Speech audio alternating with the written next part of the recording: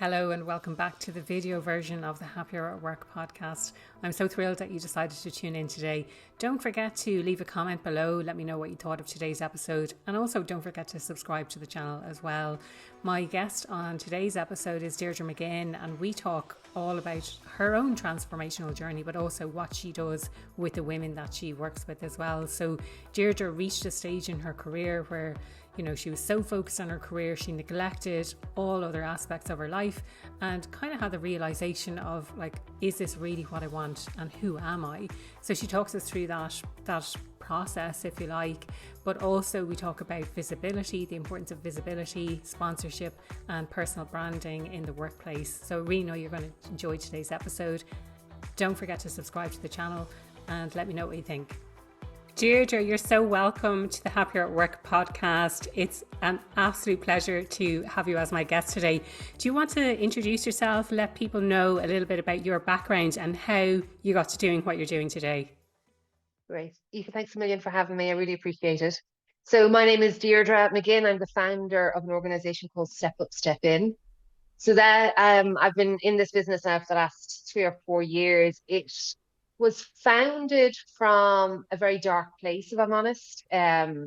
So Step Up, Step In is an organization, a leadership organization, coaching and leadership organization to help support women to build confidence and thrive at work. And that dark place was me probably being burnt out, and on top of being burnt out in my corporate career, I was also at a place where I just couldn't get excited about work anymore. And I think there was a sense of me going into self-destructive mode at work, which led then, I believe, to an opportunity to take redundancy from that place of work. And then suddenly I was nobody anymore in my mind. I had lost my sense of identity. I'd lost my sense of who I was. And I was at sea and didn't really understand what was next for me. I did have a real sense that I couldn't go back into corporate life in the way that I'd been in it. And I needed to do something different. So I took some time out and reflected on life, on where I had got to. I was at this stage now, I was in my early, just hitting 50. So it's one of those milestones in life where you start to question what's going on. And as part of that questioning, as part of a course that I was doing around executive coaching, and as part of the travel and opening my mind to new ways of being in the world, it led me to a place where I knew I wanted to support women. I knew I wanted to look to the experience that I gained in my corporate life and see how I could use that to mentor and coach women to find a level of confidence that allowed them to be themselves at work and create a level of visibility for themselves in the workplace. So that's where it started from. So in terms of my corporate career, it spanned 25 years in the technology industry. I kind of landed into that industry, and I think when you go in there, it's very hard to get back out of it again, because it's a great place to build a career, but also it pays you quite a lot of money, so you get very comfortable in that world. So I worked in organizations like Oracle, IBM, and my last rodeo before leaving was at LinkedIn, where I was a sales director, managing their Southern European business. So that's sort of a quick synopsis of how I got to where I am today, and the dark place that led me to the most joyful place, which is where I'm at today and running Step Up, Step In. Yeah, brilliant. I love it. I love it, Deirdre. And it's so relatable. I think there's so much that I want to kind of reflect on and go back in relation to what you've just uncovered there. But I think for me, it's so relatable where you're in work and you're like, is this all there is? Or you're just not feeling it anymore. And that happened to me. And, I suppose there's a couple of instances that always stick in my mind. But the most recent one was I just wasn't feeling fulfilled. I wasn't working to my strengths. I wasn't being recognized in the way that I thought I should be recognized. I just felt very stifled in the role that I was in. And so I think a lot of people can end up feeling that way. But the big thing, well, there's a couple of things, but the big thing that stood out for me, Deirdre, is this idea that our identity is wrapped up in the work that we do. And I think that's so true for a lot of people. And do you want to talk to me a little bit more about that and the impact that that had? So your entire identity is wrapped up in your job, and then you find yourself redundant. Although on the one hand, you might be sort of happy, you're happy because you're like, well, I wasn't that happy at work, but at the same time, it's like, well, if I don't have work, what do I have? Who am I? I think for me, it stems back to very early in my career, or even before my career began, actually. I was a single mother at 18, and I I suppose that was the first kind of big moment in life when you have this little baby and you have to find a way of keeping it alive and making sure that you're providing for it.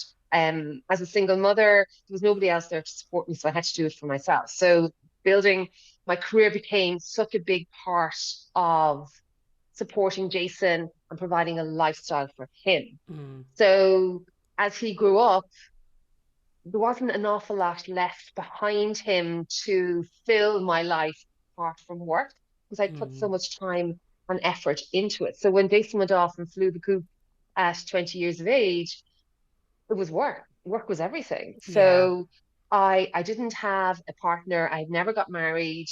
I hadn't really got a big life, to be honest. But and my whole status, identity, everything was so caught up Mm, in the organization that I worked for and the job that I did for them. So the more that status became important to me, the more I worked. So when it comes to a time when it's taken away from you, there's nothing behind it to support you. So I fell apart. I literally fell apart. I was so lost, Aoife. Um, it affected all parts of me, my health. So I wasn't mm, sleeping. Um, I had put on a lot of weight. I was going into my 50s, and I think perimenopause was kind of kicking in for me. So that was bringing its own challenges, all happening in the same year. So I went to my doctor. I was prescribed antidepressants because I couldn't get out of the bed some mornings. I'm looking at myself going, this is so not me. I mm, couldn't relate to this person that I had become in a very, very short space of time. And although you mentioned I was happy to be out of work. Was I happy to be out of work? mm. Although I was paid to leave, I wasn't happy. It was like, how could I be happy when I didn't even know who I was? So it Yeah. took me a good few months to really pull myself together and to really think about what was really important to me because I'd lost sight of what was important. I'd lost sight of hobbies, ways of entertaining myself, spending time with my friends, spending time with my family, travel, which is something that I loved. All of those things were secondary. And I had to rediscover all of that for myself and then retrain myself to do something that I really loved. And it took me a while to figure out, I talk about purpose all the time, and I talk about how we build purpose and how, we need to go and find purpose for ourselves. And sure, when I was in corporate world, I wasn't able to do any of that for myself. So Yeah. it was only when I was able, when I left that I started to think about purpose and what was my purpose? Why was Deirdre McGinn on this earth? And was I meant to be doing? Mm, And when I reflected on my corporate life, I spent a lot of time in there working with individual women, mentoring them, helping lift them up, giving them opportunity, encouraging them to say yes to opportunity, helping to build their visibility. So it was just taking all of those parts of the 25 years of corporate life that I just loved doing and packaging that into something that I knew I was really good at because that was part of my brand in corporate world and packaging up into something that I could go and support women and earn a living doing. So it took me nearly 12 months to figure all that out. But when I did, it has just brought so much joy into my life. Like mm. I believe I have the best job in the world.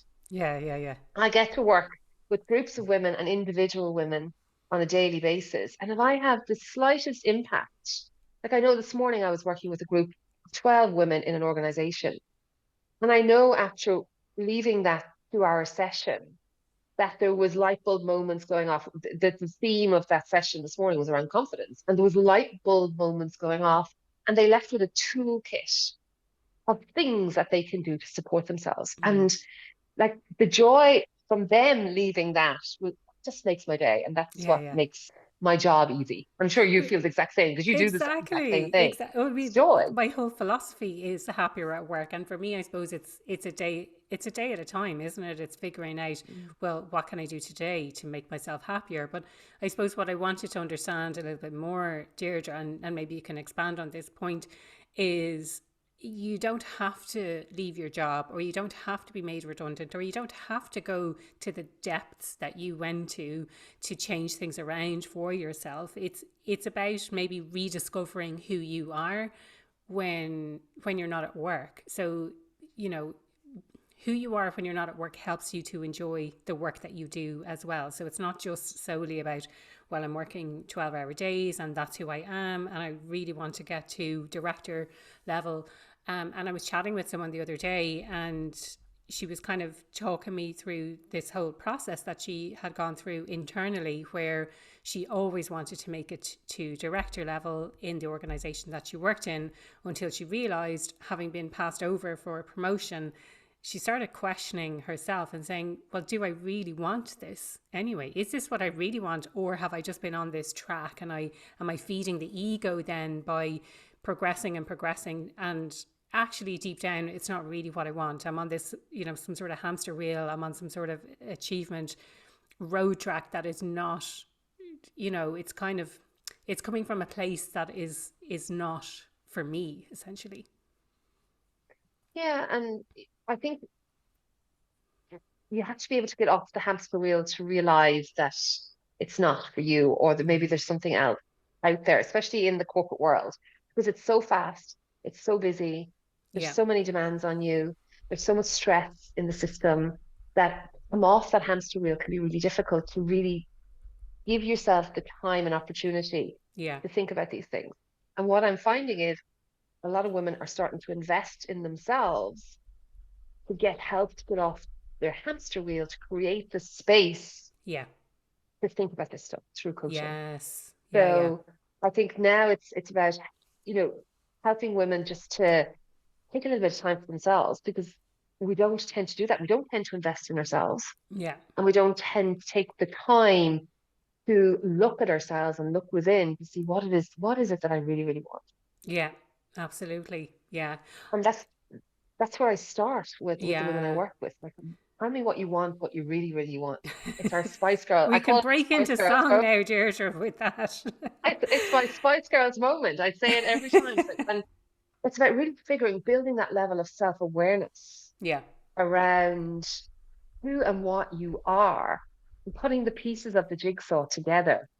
So you can start to say, well, okay, when I look at my values, when I look at what I'm really passionate about, and I look at my strengths, and I look at the impact that I want to have, and all 7 elements of self-awareness. Mm. And when I start to put that together, it doesn't look like I want to be a director of, Yeah. but maybe I want to, within an organization, I want to pivot and do something different. But at Yeah. least now I've got a level of awareness as to what that might look like. And I think that's the first step.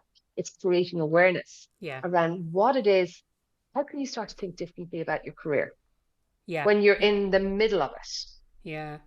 And I suppose I want to share something that I've heard you talk about before, Deirdre, this idea of capacity, and just giving ourselves that capacity. And to me, like, it's permission to actually take the time for yourself. So get off Mm-hmm. that busyness, stop using busyness as an excuse. I love that term, capacity. Like, just give ourselves that time that we need. It's really interesting what you're saying about awareness as well, because that's something, like, I think for me, awareness is the first step towards any sort of change. You have to be aware of it, first of all, and recognize it and accept it as this is the current reality. what you're talking about in relation to the careers as well, and just, I suppose, the permission to do what it is that we want to do within our career. I was speaking at an organization last week actually, and we were talking about this topic of careers, and various different things came up, personal branding and confidence and all of these types of things. But one of the things that I shared in that session was that most people don't actually know what it is that they want. So I think that's maybe where the disconnect is, that we haven't given ourselves permission or time or whatever it is that we need to really uncover what it is that we want. We're on some sort of a track, maybe it's a fast track, and we're heading towards this direction, and we think that's what we want because we're surrounded by people who want those same things, or who also think that they want those same things. And I'm thinking specifically from my own perspective, and I had my sights set on CEO of this huge company that I was working for, 40,000 people, and I never second guessed myself, but I also never had a strategy in place to say, how can I get from where I am now and what are the steps I need to take? It was just like this aspiration that I had for no apparent reason, probably completely and utterly ego based. But I'd love to kind of unpack that a little bit about, like, how do we start to think about what it is that we really want? I think you've covered a lot of it there. It's first, be aware, that that there's something else out there for you, that Yeah. maybe there's an inkling of unhappiness, there's an inkling that maybe it's not right, Yeah. maybe that there's something different. And I think once you're aware of that, it's about what's the support network I need around me Yeah. that will Yeah. allow me to change. Yeah. So what are the positive relationships around me that will help me unpick some of this stuff that's very hard to do on your own. Yes. Yeah. Like, where do You're you even in start? it. You're doing all of the thinking, and you've taught yourself into this Yeah, and situation. you need a different perspective. Yeah. You need just, and especially for women, women love community and we love to share. So if there's something going on, or if there's like, we will go out and share it to 10 other women, Mm. and we'll gather information and opinion from all of those other women. And we need that. We need to bring that back home so that we can see how our thinking is reflected in other people. So I think having that a positive community around you to allow you to share your ideas, your thoughts, Yeah. what might be bubbling up inside. Like you mentioned, aspiration and ego. I think aspiration is probably the one thing as we get older we lose. And I think Mm. aspiration is so powerful. And aspiration is not something that we'll ever get to, Yeah. but it's a direction. It gives us Mm. a form of direction. And we need direction because, like, a lot of this is hamster wheel, rudderless, just getting on, doing what we need to do to survive. If you look at a woman's lifeline, and not it's not the same for all women, but we spend a lot of time educating and starting to build our careers in our 20s. In our 30s, life's starting to change. It might be that we want to have children, and it might be that we get married. So we go into a different side of our life. And then it's really only when we hit our 40s that the children are getting a little bit older and we can go and try and figure out what a career might look like.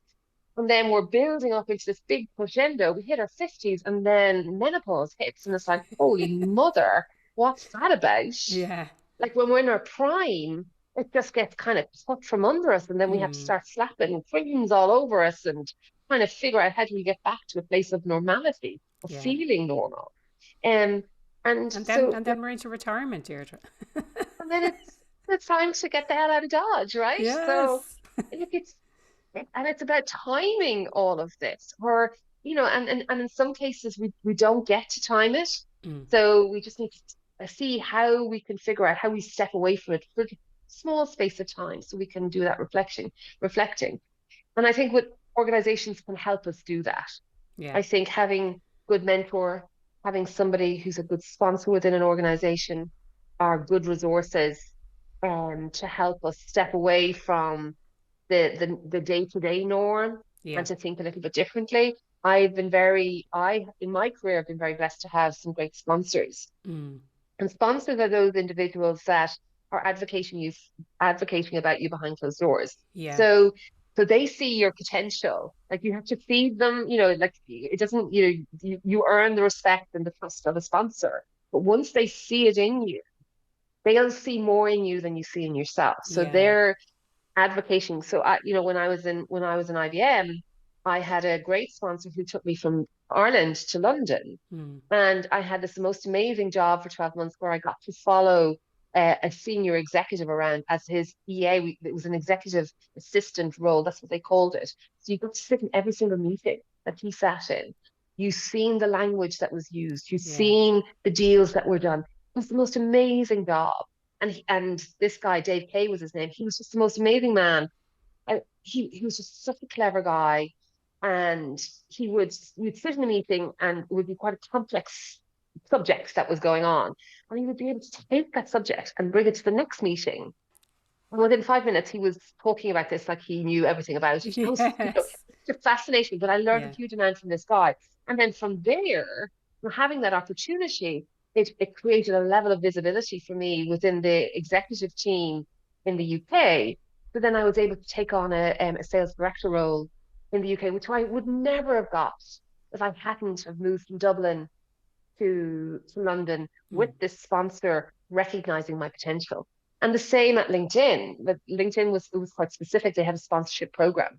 Okay. Yeah. So Yeah. they had a female-led um, leadership program for high-performing women within the organization. And when you were put on this, you were given a very senior sponsor within the organization. And that person's role was to look across all of the brands, all of the business to see where was the best move for Deirdre in Mm. her next role so that, to take her on a journey to fulfill her full potential, if you know what I mean. Yeah. So I think that role, more so than mentor, is a great way for organizations to invest in supporting women to think differently about their career. Yeah. I know certainly, Deirdre, like this idea of sponsorship and having a sponsor was not something I was aware of when I was in corporate. It's only something I've learned about in the last few years. And so now I'm telling everyone about it. I'm like, you need to Mm-hmm. get a sponsor. You need to find who that person is. Mm-hmm. That's absolutely incredible that has a specific program for that. So they're connecting Mm-hmm. women with senior people in the organization. Those senior leaders have visibility across the different brands that LinkedIn operates in, and are aware and can advise where you would be best placed. Like that's incredible opportunity. But I think more organizations need to, you don't have to do a full on program, but I think if you are an individual, and women especially, I think they need this level of support. But seeking out that sponsor, what might that look like? Think about what's in it for them. So they're very detached maybe from the day-to-day running of the business, the day-to-day dealing with the clients, because they don't have that level of visibility. So that's what's in it for them. Share what you can about your role. What are people saying on the ground? What are your team saying? What are the challenges that are being faced? Because that's first-hand information rather than, going by the quarterly engagement survey or something where people are like, oh, can I really say what's on my mind? Whereas you be able to give them that type of access. Like that's always my perception. But I certainly didn't know. Obviously, we had mentors and we had very specific mentorship for women and connecting women with across the board in EMEA, connecting with other women in senior positions and being a mentor as well for women who are early career. So we had that, but I wasn't aware while I worked in Yeah, corporate of and I think sponsorship. there's a distinctive difference between both, right? So Hmm. a mentor is I've walked that path. Yes. I can help advise you. I can give you feedback on how you're doing. I can help, solve any problems that you're facing because I've been there. Hmm. For me, a sponsor is an advocate. Yes. They might not know you, but as you said, it works both ways. So you're feeding up to them. This is Hmm. this is who and what I am. This is my contribution. This is how I'm performing within the organization. This is what's going on in your organization. Hmm. And then what I want back from you is I want you to talk about me because and I know, having worked in senior positions in corporate world, Hmm. those conversations, promotions happen behind closed doors. Yes. Yeah. You Yeah. know, pay rises happen behind closed doors. All of and I've been in those meetings. And Same. what used Yeah. to Yeah. frighten the life out of me, Aoife, Yeah. was when people weren't talking about people. Yeah. Like, why aren't you talking about Mary? Yeah.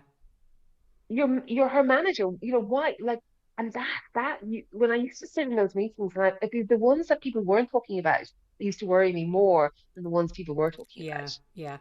And we have a responsibility as an employee to make sure that people, our manager and people in that room have something to say about us, but we need to Yes. feed them. Yeah, yeah, yeah, totally. And I think when you're strategically managing your career, you know about these things. But when I was working in corporate, I just didn't know how to do this. I didn't know that other people were doing it. The scary thing for me, Deirdre, was, and I always think there was this, and by the way, for anyone who's listening, at the time of this recording, I will be doing a kind of a behind the curtain on performance management where I'm going to expose the secrets that I know about when it comes to Mm. performance management that hopefully will give you some food for thought when it comes to this type of stuff. But some of the conversations were around someone who I thought was just unpleasant is probably the nicest way I can describe her. Really unpleasant to deal with internally, but she was amazing with clients. And there were three people in that room saying she is awful to deal with. I don't like dealing with her. And her boss was there advocating for her, saying, but she's brilliant and she's this and she's that. And with three of us in the room at the same time saying, absolutely not. And when you compare this person with this person, I would absolutely give that person a 5 versus the other one who was just unpleasant to deal with. And Mm. like I said, that's the Mm. nicest thing that I could say about her. Like, she truly was not not a good person to deal with at all. And there was a few people in the room that said that.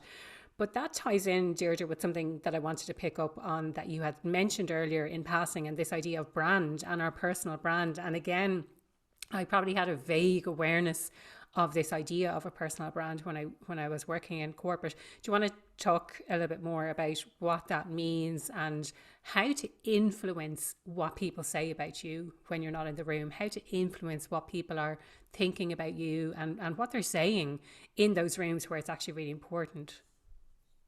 So for me, brand is about visibility. Yeah. And I think visibility is probably the one thing that women shy away from. They're not Yes. comfortable with. They don't want to lift their head above the parapet because Yeah. somebody might see them.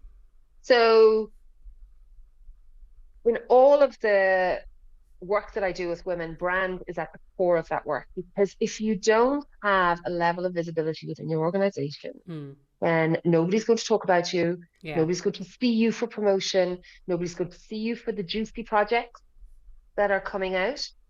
And be careful about the brand you build for yourself. So if you're Yeah. busy off, working really hard, saying yes to everything that's coming at you, and not being strategic about the projects that you pick, then you're going to become the dumping ground. You're going to be oh, she will give that over to Deirdre. She'll get it done. Yeah. I had a reputation in IBM as the fixer.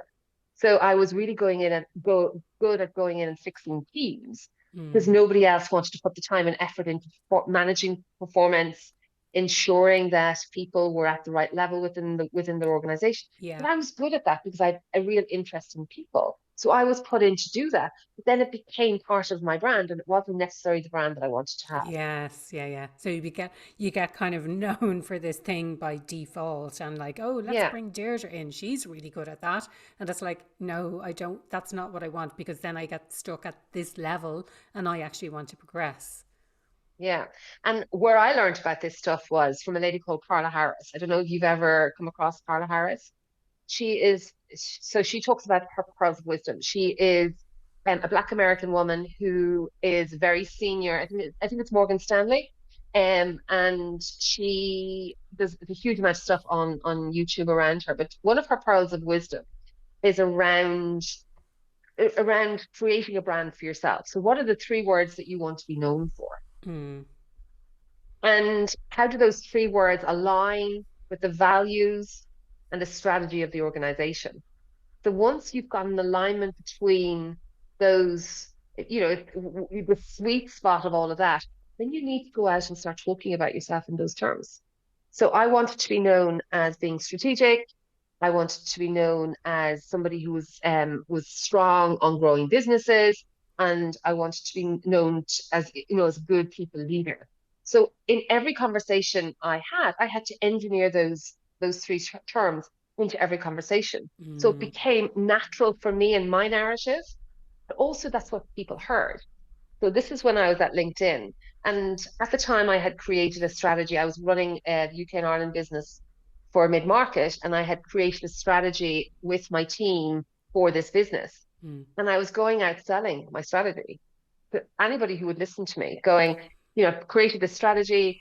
And because that's what I wanted my brand to be. That's how I wanted people to think about me, because I wanted to move into a senior director role. And as a senior director on LinkedIn, being strategic was a very important part of being successful in that role. Yeah.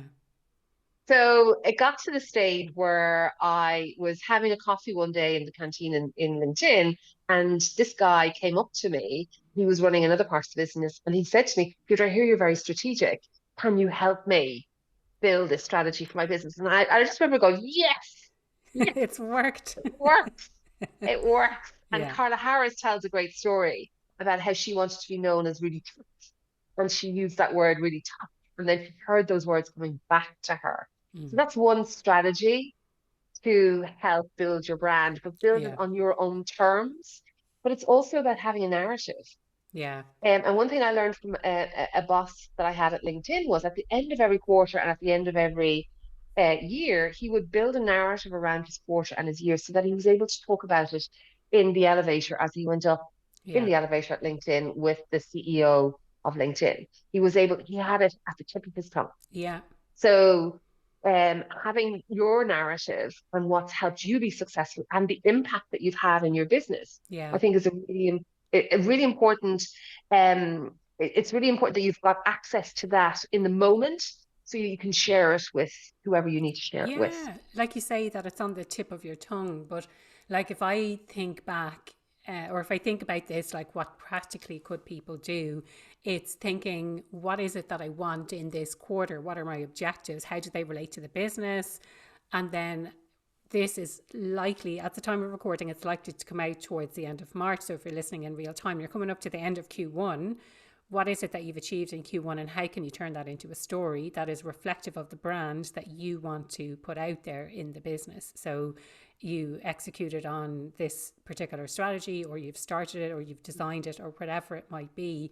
So think about those words. And then what I was going to say as well is thinking back to my corporate days and the monthly reminder that popped up every month to say, put down in your notebook in a document somewhere, because this would have been all, I'm sure, pre-Google Docs from what I remember. So it wouldn't have been in the cloud. It would have been on our laptop somewhere, or in a notebook or something like that.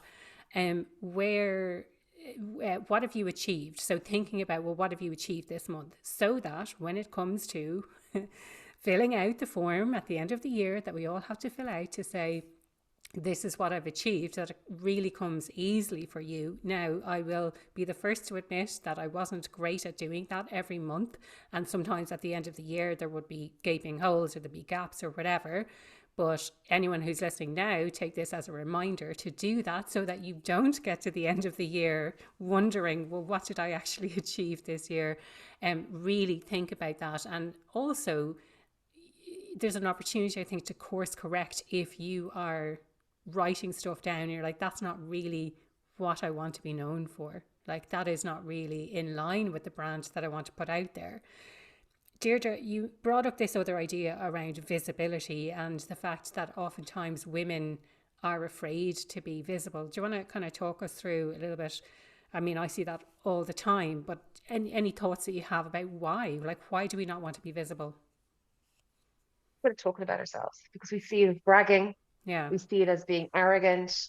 We see it's too much. Yeah.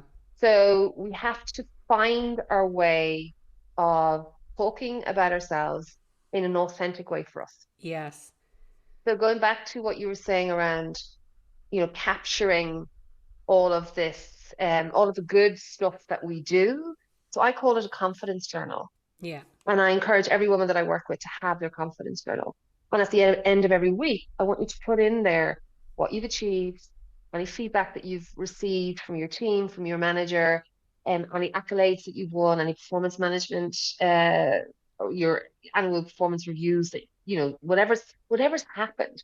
Because what, the way our women's brains work is that we will focus on the negative and not on the positive. So if I'm sitting here in front of you now and I'm saying, I love your podcast. It's absolutely amazing. You've had the most fantastic guests over the last couple of years. Every time I listen in, I learn something new. It's wonderful. But I think if you did this one thing differently, you might get a better quality of listeners. Mm. So what did you hear in all of that? All I heard was the negative, But that I could do something differently. And also you're saying something about my listeners. So we're trying not to cause any offense here to anyone who's listening to the podcast. No, exactly. I'm joking. It's okay. Yeah. Yeah. So that's how our brains are wired. Yeah, we focus on So that. Yeah. we'll focus on that one bad but, Yeah. and we'll miss the three great things. Mm. So unless we capture those three great things in our notebook, in our confidence journal, or wherever you want to put them, they'll be gone and lost forever. Yeah. And we'll stop and we'll ruminate over that one negative thing that was said to us. Yeah. And we can go into a spiral. Yeah. We can't get out of. Yeah. So been there. I've absolutely been there. Yeah. Yeah. So our confidence journal it's that evidence-based facts. It's all facts. There's nothing in there that's porcupines. We're not telling ourselves lies. Yeah. This is all the reality of our situation. To help boost our confidence when we need it most. Mm. Because when we need to talk about ourselves, everything's in here. All the things that we need to talk about are in here. Yeah. So we can build our story from this. Yeah. But we have to. So one of the strategies I really encourage the women I work with to do is you have to practice your story. Like it can't just be written down in a notebook. Yeah. You have to say it out loud. Yeah. Now, whether it's to your husband or your partner or the cat or the dog or your best friend, practice. Yeah. Practice talking about yourself. And I always use the example. In IBM, it was a very male-dominated world.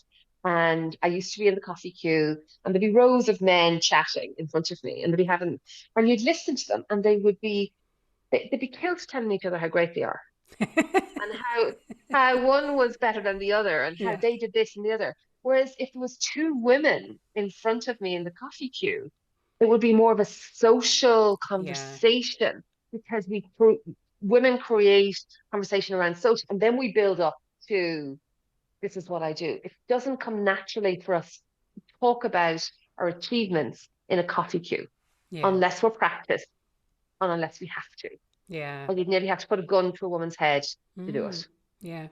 I think building up slowly as well and doing it over time. So if it's up to now, you haven't really been articulating what you've been doing well to your boss, take this as an opportunity to use that narrative, to use that story, to use those words, to talk about your achievements directly to your boss.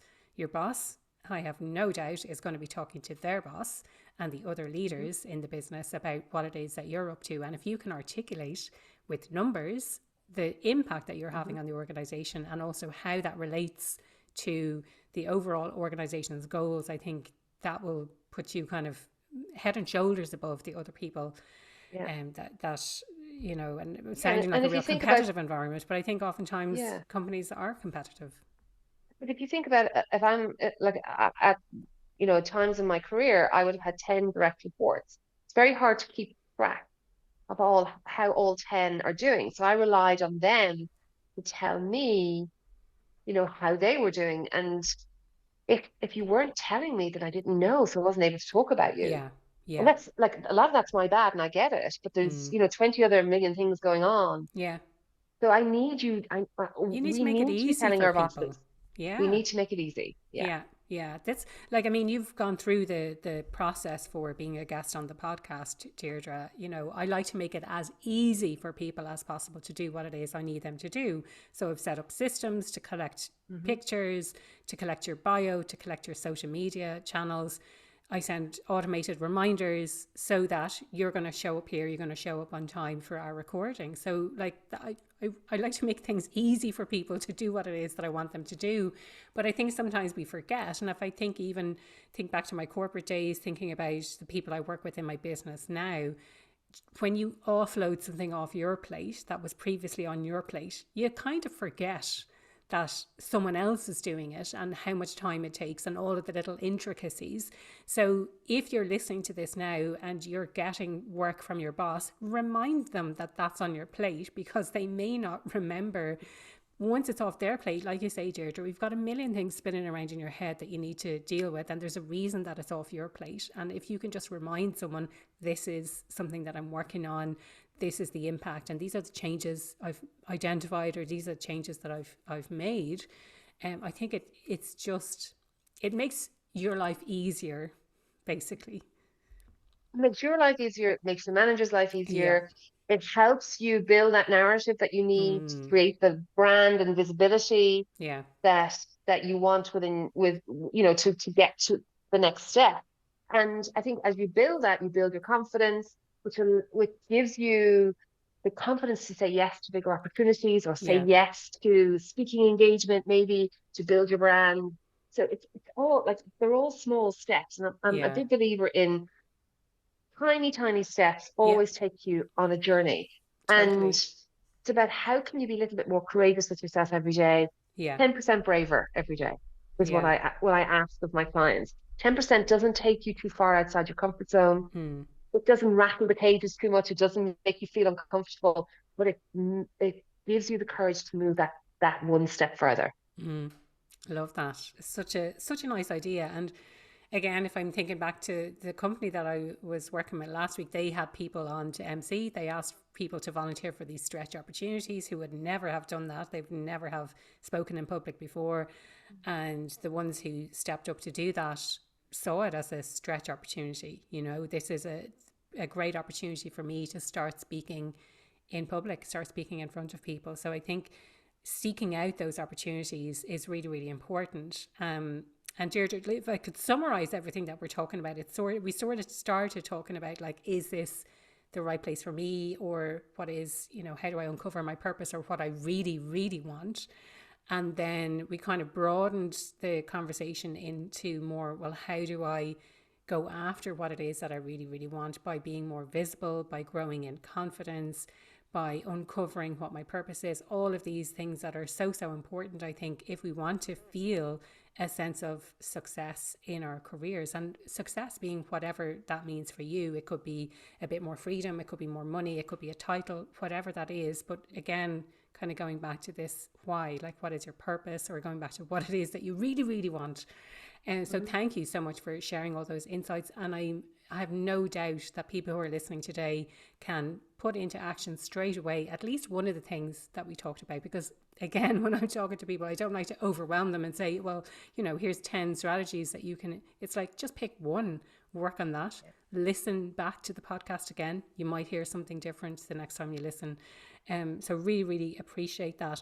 The question that I ask everyone who comes on the podcast: what does being happier at work mean to you? I'm the happiest chappy in the world at work.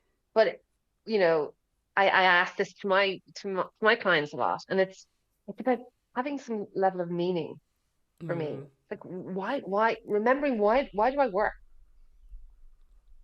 How do I connect my why to my day-to-day tasks, so that you can see how it impacts you as a person on a daily, weekly, monthly basis.